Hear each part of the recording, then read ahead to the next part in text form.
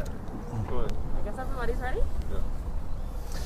I think it's still morning, so I'll say good morning. Let me say once again thank you to all of you for being here, for being so persistent and showing your resilience and patience with this process. I'm happy to see that now you have better chairs. So as I've said before, bit by bit, it seems that by the end of this process that you may end up with an entire news, what I'd say a news room per se, not to associate with anything. But I wanted to report on the progress inside as to what we have been informed of so far. Everything seems to be going very well. They're very methodical. We've seen, based on the SORs, I can't say exactly how many were completed because I just left. But based on the SORs, it seems as though the pace is starting to pick up, which is very good for us. We are also seeing that there are discrepancies based on the previous declarations by Mr. Mingo compared to the ones that we are seeing on the SORs for Region 4. This obviously tells a different story compared to what happened or what transpired previously. What is also happening in there is, even though the order says one person per party, per counting station in the areas where they contested, we have seen APNU AFC in some cases wanting to put 2 or 3 people in a room. And this morning we were informed of Valerie Garrido, the previous minister within the Ministry of Indigenous Peoples Affairs, going into a room and trying to dictate to the GECOM staff in there how to do their job and what it is. That in itself is a clear violation of the order, which says only one party agent per station at a time. Valerie Garrido went into the room and wanted to dictate to the Guyana Elections Commission how to go about the process. Not recognizing, or maybe they recognize, but they did not want to adhere to the order as it stands. There are rooms where previous ministers would walk in without even asking permission or identifying themselves. And once again, those things are clearly in violation of the order. That being said, I would commend the GECOM staff for what they've done so far and how they're conducting themselves. We look forward to the process going along smoothly, and hopefully we are going to get a better gauge as to where we are and how we are going to move forward after today's events. We have not had a chance to meet with the Commission or to have a discussion with them as yet as to how we're going to correct the small errors that we are seeing, but we are going to keep pressing on that. Yesterday there was a lot of confusion. I think Mr. Jonas would have spoken amply on his issue, so I won't touch that. But there was a lot of confusion in the APNUFC trying to change the narrative of these elections, the attempt to want to undermine things and all of these things. And I have to commend the reporting by the majority of you here in debunking most of the falsities and untruths that these people are peddling. There seems to have been a concerted effort to want to undermine the process. We are still very vigilant and we are still very cautious that they are going to attempt to do that and continue. So while this morning ran fairly smooth, we are still very, very watchful and cognizant that there may be other personalities who will want to infiltrate this afternoon's events and want to derail it. This morning we saw, when we went in there, one of the APNU AFC personnel who was going into the recount clearly disobeying police instructions, not wanting to adhere to their instructions, not coming when she was called, and that was Miss Carol Joseph. I walked in directly behind her team, and it was evident there. A very intimidating figure, and I'm hopeful that the police and the Guyana Elections Commission staff will put an end to this kind of bullying tactics to people who potentially want to undermine the process.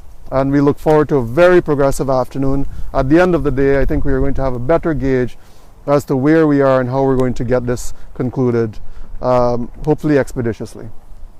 Right? Thank you. You seem to, most of what you're saying, it seems like you're saying that most of the discrepancies or some of the stuff that you saw this morning from persons who are party is it just from one section of the political after? Well, when you look at everything that transpired from March 2nd to now, there has only been one party that has continuously objected to everything. All 11 parties contested these elections, of which 10 parties, the Liberty and Justice Party included, continuously advocated for the laws of Guyana to be complied with and adhered to. And there has only been one party that has continuously sought to undermine the process. So it is not targeting one party, it is just identifying the pattern that continues to exist. Mr. Schuman, have you raised any, you're the leader of the Liberty and Justice Party, have you raised concerns with what you're seeing as a party leader to GECOM, and how many of these were in writing that would, if possible, ever submitted?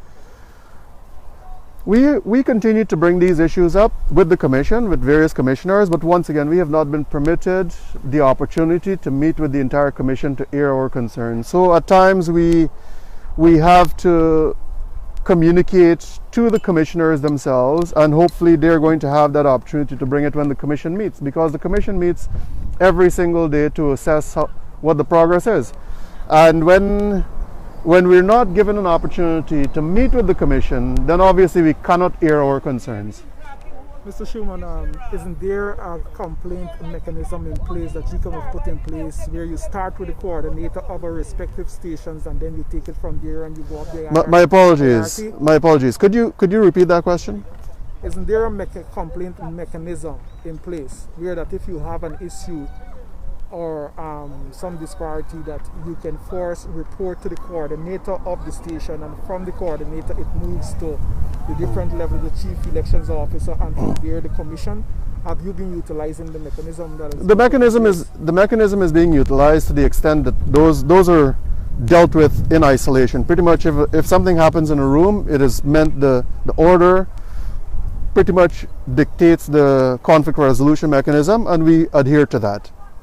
But in some of these instances, when these previous ministers walk in, they still seem to think that they're occupying a substantive portfolio, and the intimidation that is present in their presence, that becomes really, really difficult, especially when people cannot, what I'd say, I don't want to say cannot articulate themselves, but feel intimidated to articulate themselves.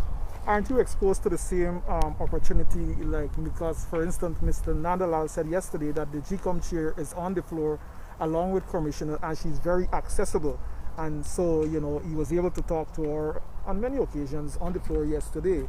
Are you exposed to the same opportunity? Well, there's one thing, speaking to Madam Chair and speaking to an individual commissioner, it is not speaking to the Commission. What we would like is an opportunity to speak to the entire Commission so that our issues could be addressed at a Commission level, not at an individual level. And though, yes, we do have communications time to time with Madam Chair to provide clarity on some things.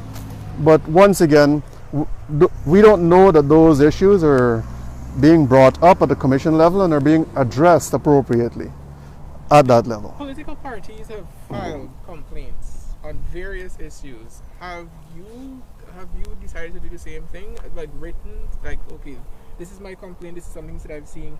Have you decided to file a complaint? We have not gotten to that point yet. It is something that we have composed a letter. We are obviously looking at because the Liberty and Justice Party is part of a joiner.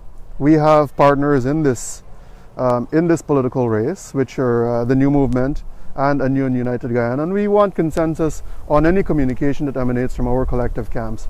That being said, we did compose a letter to be submitted to the Elections Commission. We're just waiting for the party leaders to sign on to that, and then it would be served to the Commission, and it would also be made available to the press. Thank you.